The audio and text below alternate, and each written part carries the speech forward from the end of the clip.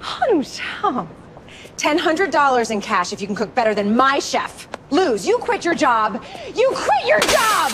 Vanessa shrieked and threw the plate, which shattered on the tile floor. Are you serious, Miss Sinclair, in front of everyone? As serious as the $20,000 a month you stole from me with that old lady's filthy cart. Sounds like it's your problem. She approached the cart, her voice menacing. You insolent monkey. You dare talk back to me? Don't you dare run away before Saturday.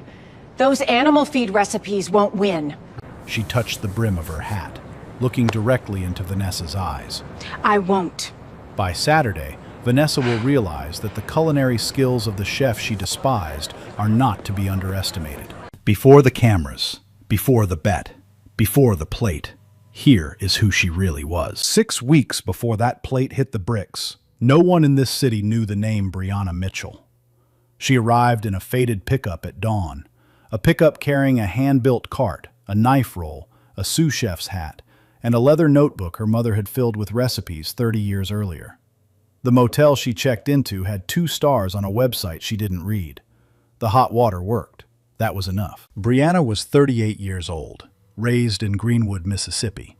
12 years as sous chef at Magnolia House in Atlanta. Passed over for promotion twice. The last time for a younger white chef brought in from outside who had never cooked at the place she had been running in everything but title. 3 months later, she walked out. She sold the apartment, the furniture, most of the clothes, kept the truck, the notebook, the knives, and $22,000 in savings. Built the cart herself in a cousin's driveway. 18 months on the road, 5 cities deep. She called it research.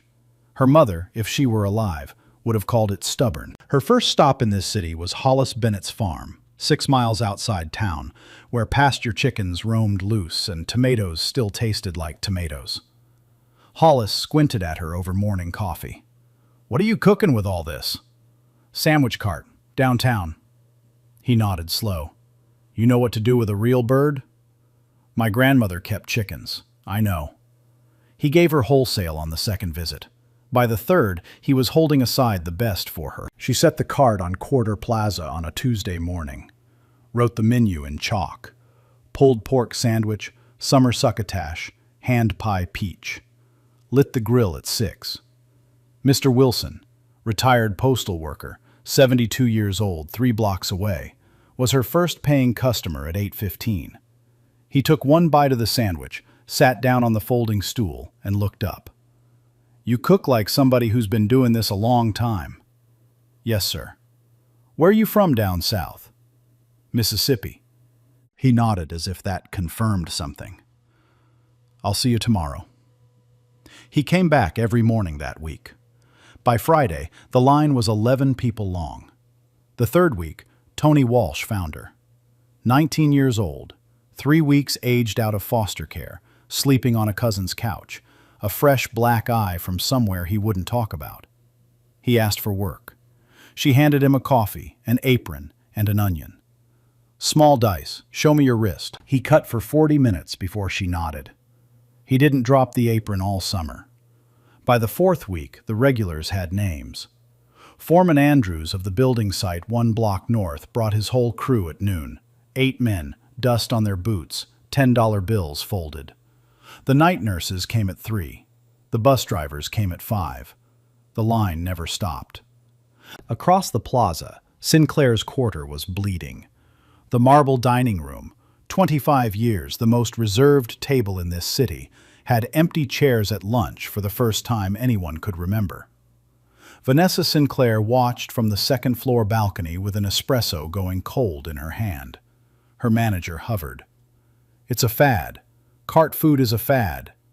"That's not a fad," Vanessa said, not looking away. "That's a black woman cooking on my plaza. The bus stop is 6 blocks east. Why is she here?" The manager said nothing. Inside the kitchen, Sinclair's executive chef, Garrett Holloway, king of the fry on cable television, 42 years old, 4 years at Magnolia House, Atlanta before the cameras found him, laughed when his sous chef mentioned the cart. "Soul food," he said. "Grandma stuff. Don't confuse feelings with technique. The next morning, Garrett walked past Mama B's plate on his way to the back kitchen entrance. He glanced at the cart, the chalkboard, the woman in the white sous chef's hat plating sandwiches. He did not slow. He did not recognize her. Brianna saw him, did not move, did not breathe for a count of 3. 18 months on the road, 5 cities. Nobody had ever recognized her, and she had not asked them to. But this one had been her boss at Magnolia House for 4 years. The man who had told her, twice, that the executive chef job wasn't for her. She turned back to her grill. By the next Friday, Sinclair's lunch revenue was down 30%. Vanessa called her staff into the back office, sat down without taking off her coat, and said, "I'm going to handle this myself." The first humiliation came in the dining room. Mr. Wilson had taken his grandson to Sinclair's for the boy's birthday, a once-a-year occasion he had saved for. They sat in the marble room with the cloth napkins. Vanessa was working the floor that night, charming her regulars. At the next booth, she was telling a man with a wine glass about certain food carts out on the plaza. "Some food," she said, voice carrying clear across the room, "doesn't come from training. It comes from circumstance. Sweet, really.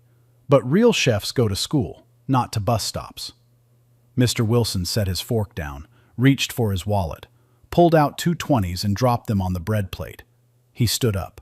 His grandson looked confused. "Grandpa, the food's coming.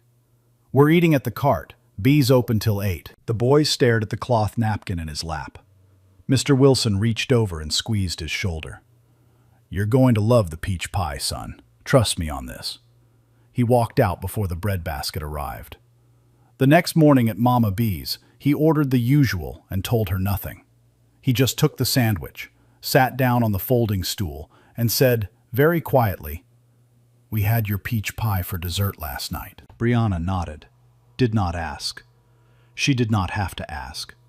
Tony had a cousin who washed dishes at Sinclair's, and by Wednesday, the story had moved through the line. By Thursday, every regular at the cart knew. By Friday, 2 of Vanessa Sinclair's longtime patrons had crossed the plaza for the first time in their lives to try Mama B's sandwich. They never went back. The second humiliation came on the sidewalk. Vanessa stationed her PR person on the curb outside Sinclair's during the next Monday's lunch rush. A phone on a tripod, a live stream going. Vanessa stood in the doorway, in front of the brass plate that bore her father's name, and addressed the camera. "This plaza has history. It has standards. It has identity. We can't have just anyone setting up just anything, just anywhere. This isn't about competition. This is about respecting what this block has earned." She did not say Brianna's name. She did not have to. Garrett joined the campaign by Wednesday. He filmed himself at his fry station, slicing into a chicken thigh, sweat shining on his forearms for the camera. "Don't accept knockoffs," he said. "Real chicken, real chef, real training." The Sinclair's TikTok crossed 200,000 views overnight. The comments were ugly. Tony watched them on his phone outside Brianna's motel room and showed her one. "This neighborhood is for actual restaurants, not freeloaders." And she handed the phone back without reading further. "You could film one bite of your sandwich, B. Her whole brand would—" "No. B. No. We cook. We don't perform." She worked 12-hour days. She did not respond once. The line at her cart grew longer. The line at Sinclair's shrank. By the end of that week, the marble dining room was at 30% capacity at noon. Vanessa stopped sleeping. The third humiliation came on a Friday, 1 week before the food festival the city had been promoting for 3 months. Vanessa walked across Quarter Plaza at 12:20 in the afternoon. She brought her PR person, 2 phones, and the local cable affiliate's news van rolling beside her. A small crowd gathered before she even reached the cart.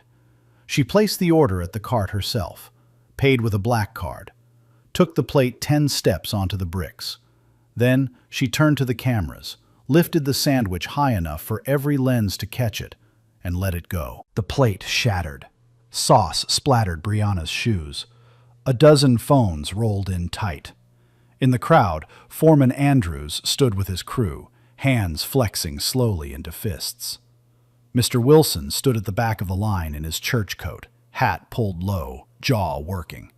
Tony's eyes brimmed with tears he refused to let fall, and Brianna's hand, behind the counter, found his sleeve and held it. What followed, the $100,000 bet, the hat condition, the words, "Real chefs don't push carts," has already been broadcast on every algorithm in this country. Brianna's 2 words at the end of that exchange have already been clipped, captioned, and reposted in 8 languages. What the cameras did not catch was what happened 30 seconds later. Vanessa's PR person produced a single sheet of paper, a handwritten contract on Sinclair's letterhead. Vanessa's signature was already at the bottom. The PR person held a pen out toward Brianna. "Sign it, sweetheart, or this is just talk." Brianna read the page, top to bottom, twice. She set it on the cutting board of her cart, wiped her hand on her apron, took the pen. She signed, "B. Mitchell." She handed the pen back. Vanessa glanced at the signature for 2 seconds, did not read it, and turned to walk away. She did not see her own executive chef standing in the back doorway of Sinclair's, eyes on the cart, eyes on the signature.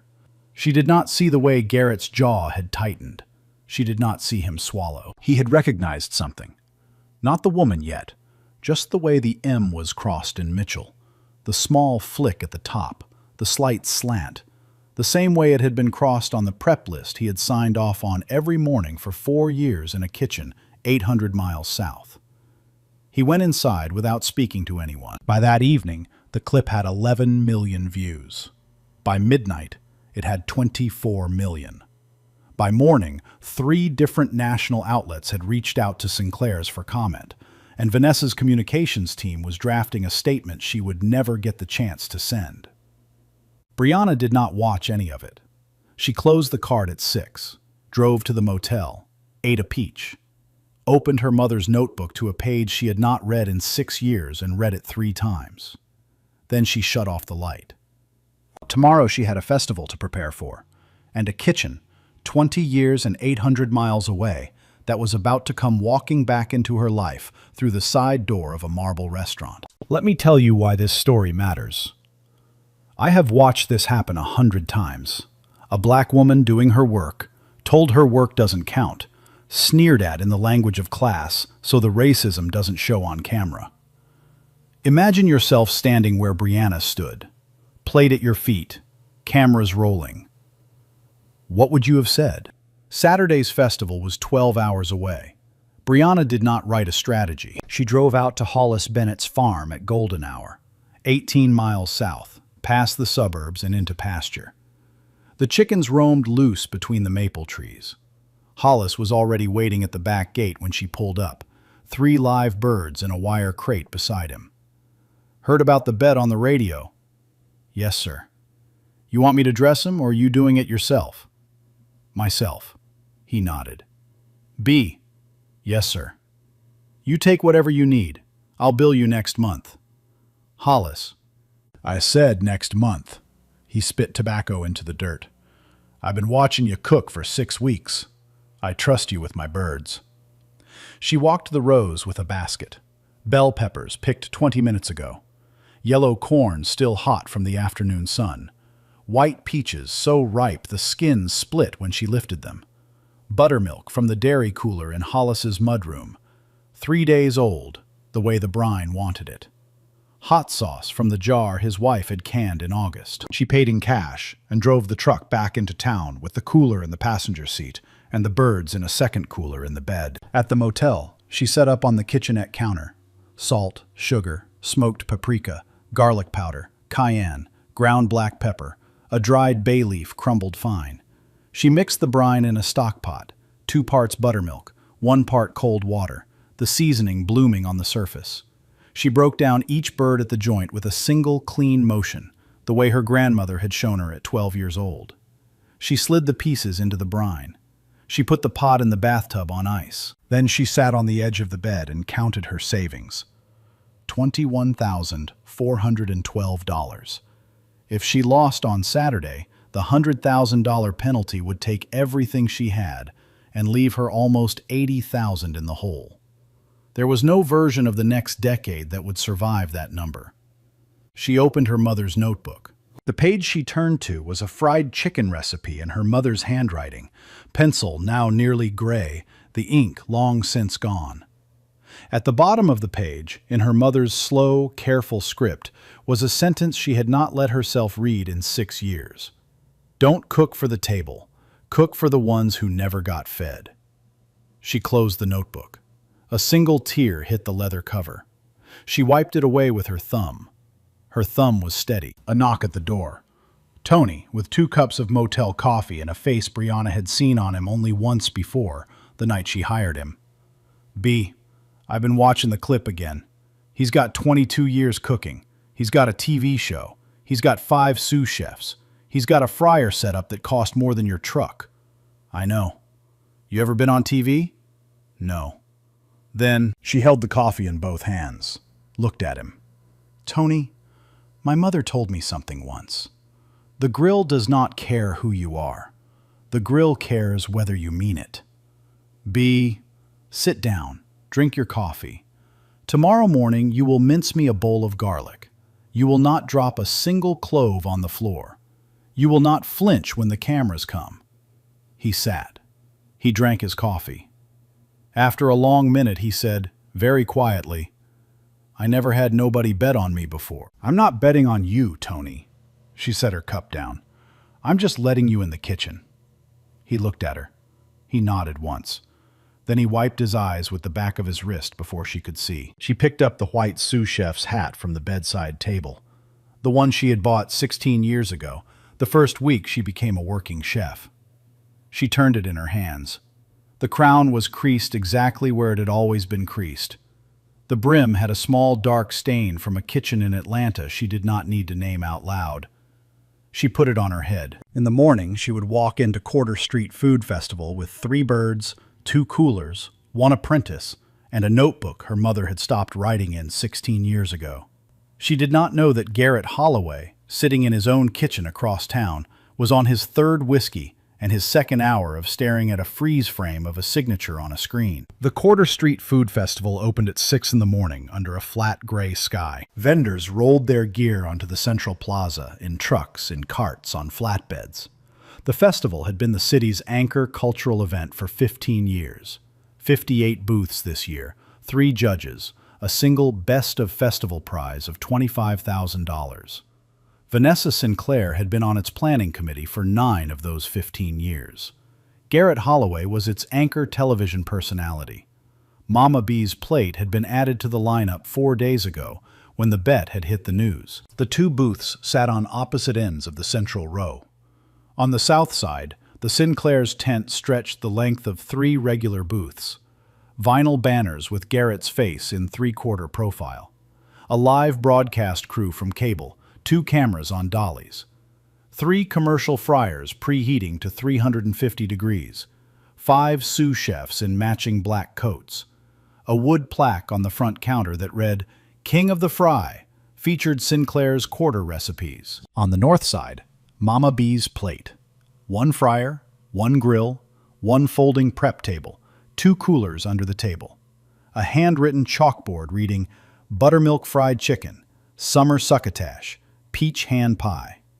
Brianna in her white sous chef's hat. Tony in a clean apron, mincing garlic. They had no banner. They had no broadcast crew. They had no microphone. At 8, Garrett began his pre-show. He worked at the fryer with the cameras tight on his hands. He talked through the brine. 12 hours in his proprietary blend, dredged twice in seasoned flour, fried in 2 stages, the second stage at exactly 325 degrees. He waved a thermometer. He waved a thigh. The crowd around the Sinclair's tent grew to 280 by 9 o'clock. Vanessa, in cream linen, worked the press in a separate area. At 10, Brianna lit her fryer. She did not announce it. She did not look up. She set the temperature. She tested the oil with the end of a dry wooden chopstick. When the wood released a steady ring of small bubbles, she nodded once. Tony slid the first batch of brined thighs onto a wire rack beside her. She pulled 3 pieces, shook off the excess buttermilk, dipped them in seasoned flour, knocked off the loose crumb, and lowered them into the oil in a single motion. The first crackle was small. The second was sharper. By the third, the air around the cart had changed. At 10:15, the smell hit the plaza. It was a smell that did not belong at a festival. It belonged at a Sunday supper in a house with cornbread cooling on a windowsill. It moved across the cobblestones in a slow front and reached the Sinclair's tent before Garrett finished his next sentence. He kept talking. His pace tightened a quarter beat. Foreman Andrews and his crew arrived at 10:30 in clean white shirts. They did not stop at any other booth. Mr. Wilson came at 10:35 in his church coat. The night nurses came on their lunch break. By 11, something else had started, quietly, without anyone calling it out. The first 3 customers stepped out of the Sinclair's line. By 11:10, 6 more had followed. None of them announced anything. They walked the 50 paces across the plaza, took a place behind Mr. Wilson, and waited their turn. The line at Mama B's wrapped twice around the cart and curled toward the fountain in the center of the plaza. The judges arrived at 11:15. Margaret Ashby was 61 years old, gray hair cut blunt at the jaw, a regional food critic for 25 years. The other 2 were a James Beard Foundation administrator from Charlotte and a Charleston restaurateur named Calvin Sutton. They came to the Sinclair's tent first.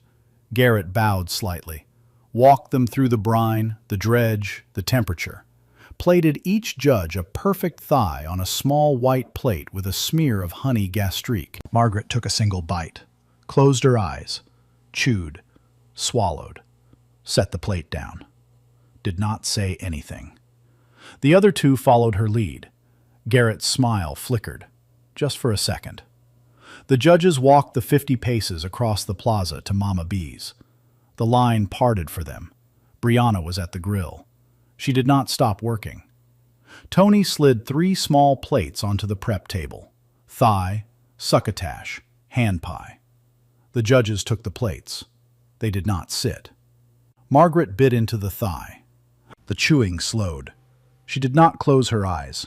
She kept them open, fixed somewhere over Brianna's shoulder, as if she were checking a memory against the bite in her mouth. She set the thigh down, picked up the succotash, tasted it, picked up the hand pie, pasted it, set the plate down. The beard administrator set his own plate down so gently it made no sound on the wood. Margaret turned to Calvin Sutton. "Calvin, taste this, all of it, in order." Calvin tasted. So did the beard administrator. None of the 3 said a word for the next 90 seconds. Margaret turned, very deliberately, and looked across the plaza at Garrett's tent. Then she looked back at Brianna. "Chef, where did you train?" Brianna's hand did not pause on the grill. "On a farm in Mississippi, ma'am, and later somewhere else." "And the brine? Buttermilk to water ratio?" 2-to-1, 3 days on the milk, 12 hours in the brine. "That is not a cart recipe." "No, ma'am, it is not." Margaret looked at her a moment longer. She nodded once. She picked up the plate of crumbs, walked back across the plaza, sat down on a bench, and began making notes in a leather pad. By 11:40, the line at the Sinclair's tent had thinned to 12 people. The line at Mama B's had reached the far side of the fountain. Vanessa pulled Garrett behind the back panel of the tent. "Garrett, what is happening?" "She has one trick. Festival crowds love a trick. The judges scored us at 10. Wait for the panel." "What is the trick, Garrett?" "Buttermilk." "That is buttermilk?" Garrett did not answer. He was staring at the cart across the plaza, where Brianna had stepped back from the grill to wipe her hands on her apron. And as she did, her left thumb passed across the brim of her sous chef's hat in a small, familiar tick. A tick he had seen 10,000 times in 4 years. He sat down on an overturned crate. The crate was the same height as the prep stools at Magnolia House. He did not stand back up for the next 11 minutes. At 12 minutes past noon, Garrett stood up from the crate. He took off his apron. He told his sous chefs to handle the next 2 services without him. He walked out the back panel of the Sinclair's tent, around the perimeter of the plaza, and approached Mama B's plate from the side. Not through the line, not through the crowd, but from the alley beside the fountain. Brianna saw him coming. She did not look up. He stopped 3 feet from the cart. Tony, with a bowl of garlic in one hand, looked between them. Brianna's voice was very quiet. "Tony, take the bowl to the prep cooler. Stay there until I call you." Tony did not move. "Tony!" He went. Garrett did not speak for the first 10 seconds. He looked at the cart. He looked at the chalkboard. He looked at Brianna's hands. Finally, B. She wiped a piece of breading off her thumb. Chef Holloway. He did not flinch at the title. "I didn't recognize you for 6 weeks." "I know. You were at Magnolia House, the 12 years. You were there 4 of them." A pause. Then he asked the question he had to ask, the one he had been preparing the words for during the 11 minutes he had not stood up. "How many times did I tell you you weren't ready?" "Twice." "Was I right? The first time?" She finally looked at him. Her eyes were not angry. Her eyes were steady. "You knew the answer the first time, Garrett. You knew it. The second time, the answer was no. The second time, you brought in a 26-year-old from a Charleston kitchen who had never run a service. The second time, you knew you were keeping the job from me. I left 3 months after you signed his offer letter." Garrett did not look away. To his credit, he did not look away. "I am sorry. Today is not the day, Chef. I know." "Then go back to your fryer. We have a final round in 40 minutes. You are going to do that round. You are going to do it like you know how to cook. And after the judges decide, we'll see what you have left to say." He looked at her one more second. He turned. He walked back around the fountain to his tent. At 12:20, Vanessa stopped him at the entrance. "Where were you?" "I needed air." "You needed air for 20 minutes during a festival you are the face of?" "Vanessa." He looked at her, and she stopped talking. Because in the time she had worked with Garrett Holloway, she had never seen his face look exactly the way it looked now. "Tell your manager to run a name for me. Brianna Mitchell, sous chef. Magnolia House, Atlanta, 2012 through 2024. Who is—" "Run the name, Vanessa." 3 minutes later, her manager came back with a printout. Vanessa read it standing up. Read it twice. Read it a third time, sitting down on the same overturned crate Garrett had abandoned. "Brianna Mitchell, 14 years on the line in Atlanta.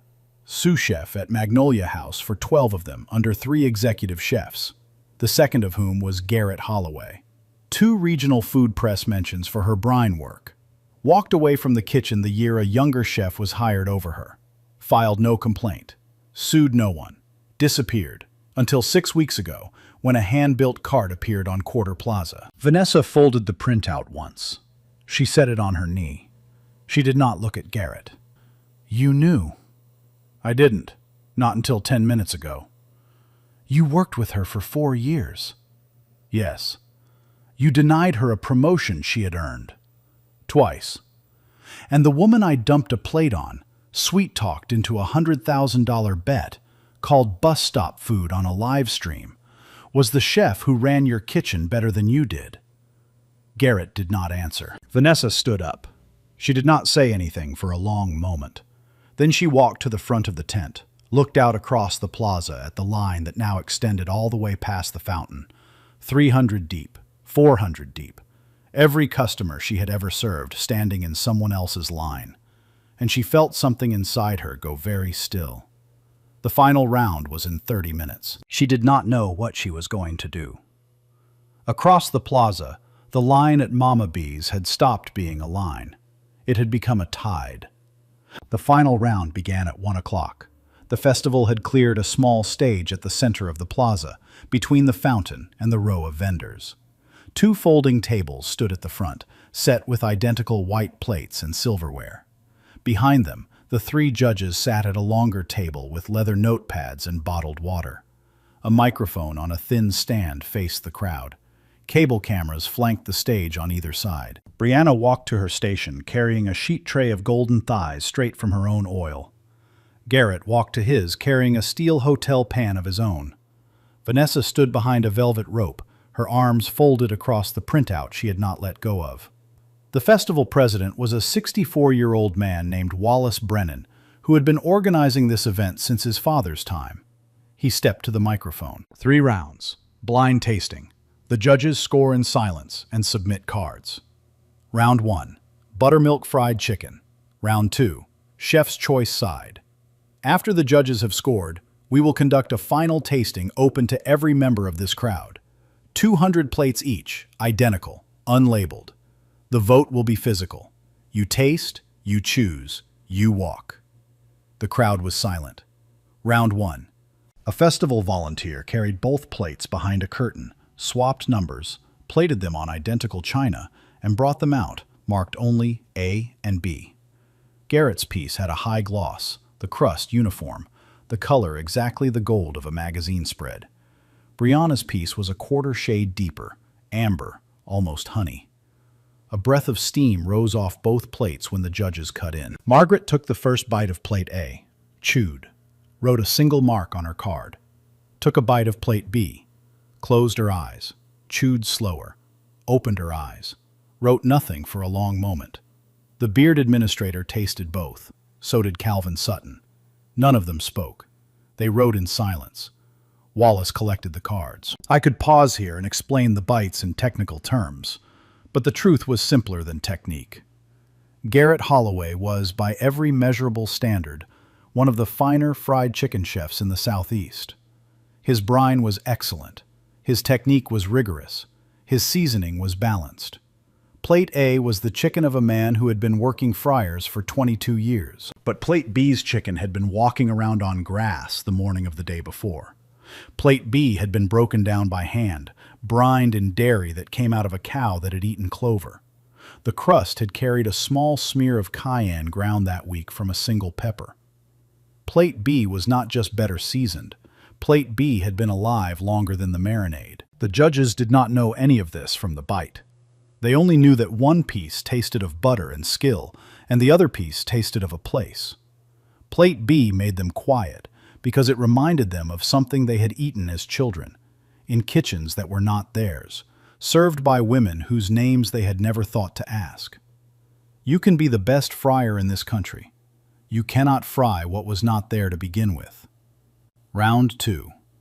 Behind the curtain, Tony was gripping the prep cooler with both hands because his legs were not entirely doing their job. Brianna had not told him about the side dishes until that morning. She had handed him a fork, a knife, and a cutting board and said, "Cook what you cook when nobody is watching." He had made his grandmother's succotash from a recipe she had whispered to him once in a county hospital when he was 11, 3 weeks before social services took him from her for good. He had not made it since. He stepped up to the side table, hands shaking visibly, and slid 2 small plates of succotash and a single small peach hand pie onto the judge's table. He stepped back behind the curtain before they could see his face. Margaret tasted. Calvin tasted. The beard administrator tasted. This time the silence was not measured. It was reverent. Margaret turned to Wallace and asked one question. "Who made the side?" Brianna's voice came clear from her station. "My apprentice, Tony Walsh, 19 years old, aged out of foster care 2 months ago." Margaret looked at Brianna for 2 seconds, and then looked at the curtain behind which Tony stood with his back to everyone, shoulders trembling. She wrote her card. Round 3. The People's Vote. 20 volunteers came from the festival staff. They had been prepping for the past hour. 200 plates of Plate A, 200 plates of Plate B, each plate identical, a slice of chicken thigh, a spoon of succotash, a quarter of a hand pie. 2 long rows of folding tables formed a corridor down the center of the plaza. Crowd members entered the corridor one at a time. They were given a small fork. They tasted both plates. Then they walked. Walking left meant Plate A. Walking right meant Plate B. The first taster was a city worker in a yellow vest. He tasted A. He tasted B. He walked right. The second was a young woman in scrubs from the hospital. She walked right. The third was a man in a suit who had been eating at Sinclair's for 19 years. He tasted slowly. He looked at the plate. He looked across the plaza at the velvet rope where Vanessa stood. He walked right. A woman in a teacher's lanyard tasted both and stood very still for almost 10 seconds before walking right. 3 teenage girls in basketball uniforms walked right together, whispering. A retired man with a cane walked right slowly, his hand on his daughter's elbow. A pair of out-of-town tourists tasted, looked at each other, and walked right. By the 40th taster, almost no one was walking left. Foreman Andrews and his entire crew walked right together. 8 men in clean shirts, boots polished. Mr. Wilson walked right with his church hat in his hand. The night nurses walked right. The bus drivers walked right. The grandson, who had walked out of Sinclair's 6 weeks earlier, walked right beside his grandfather. 200. The plaza was a tide of people, everybody crossing from one side of the plaza to the other, the way a river finds new ground after a dam fails. Vanessa watched from behind the velvet rope. She did not move. Wallace tallied at the end of the line, the festival camera holding tight on the count. He came back to the microphone with a card in his hand and his face composed. The judges' panel scores Plate B in Round 1 and Round 2. A pause. The people's vote scores Plate B by a margin of 191 to 9. The crowd did not cheer. The crowd exhaled. The reaction had the texture of a held breath being released by 1,000 chests at once. Phones were filming, but no one was looking at the phones. This year's Best of Festival and the prize of $25,000 goes to Mama B's plate, Chef Brianna Mitchell. The clap that followed was not the clap of a sports victory. It was the long, deep, sustained applause of a city that had just watched a wrong correct itself in real time, on its own plaza, with its own hands. It went on for 65 seconds. Foreman Andrews cried openly. Mr. Wilson held his hat to his chest. Tony came out from behind the curtain, blinking, and Brianna's hand landed on his shoulder in a way that made him stop trying to hide his face. Brianna untied her apron, did not take it off, just untied it. Vanessa Sinclair walked to the front of the stage. She did not bring a microphone. She did not bring an aide. Her heels clicked on the bricks in a rhythm slower than her usual stride. She did not have a speech. She had nothing in her hand except the printout from 20 minutes earlier, which had grown soft at the edges from being held too long. She walked alone across the plaza, past her own velvet rope, past the cameras, and stopped 6 feet from Brianna with both hands open at her sides, the way a person walks toward something they have done wrong and have come to admit it. Garrett Holloway followed her, 2 paces behind. They were not running. They were not coming for damage control. They had come to speak. Vanessa took a breath. The plaza was silent. Chef Mitchell, I owe you 2 apologies. The first is jealousy. I called your food bus stop scraps because I could not admit I did not know what was on your plate. That was wrong. The second is harder. The first time I looked at your cart from my balcony, I did not see a competitor. I saw a black woman who did not belong on my block. I used words like standards and history, so the racism would sound like professionalism. It was racism. There is no but in this sentence. I am sorry. Garrett stepped forward. Chef Mitchell, I owe you 2 as well. The first is the same. I called your food soul food and grandma stuff to keep myself from having to learn from it. I am sorry. The second one, only you and I know. 8 years ago, at Magnolia House, Atlanta, you were my sous chef. I denied you the executive chef job twice. You earned it both times. I was afraid. I am sorry for that day, and every day I did not call you after. Vanessa held out a check. The $100,000 line was scratched through. Underneath, in fresh ink, $200,000, made out to Brianna Mitchell. Double. One apology is not enough. She took another breath. And the hat I asked you to take off? I am asking you to put it on mine. If you will agree to teach me. Brianna touched the brim of her hat, did not take it off. This stays with me. I bought it 16 years ago, 6 months after my mother died. But tomorrow morning, in your kitchen, Chef Holloway, I will wear it. That is what chefs do for chefs. She took the check. This goes to a scholarship for cooks who never got a fair line, named for my mother. She taught me to cook for the ones who never got fed. The applause came again. Tony did not try to hide his face this time. Brianna stepped down from the stage. By morning, the story would belong to no one on that plaza anymore. One day later, Brianna walked into the back kitchen of Sinclair's quarter, wearing her white sous chef's hat. No cameras, no press.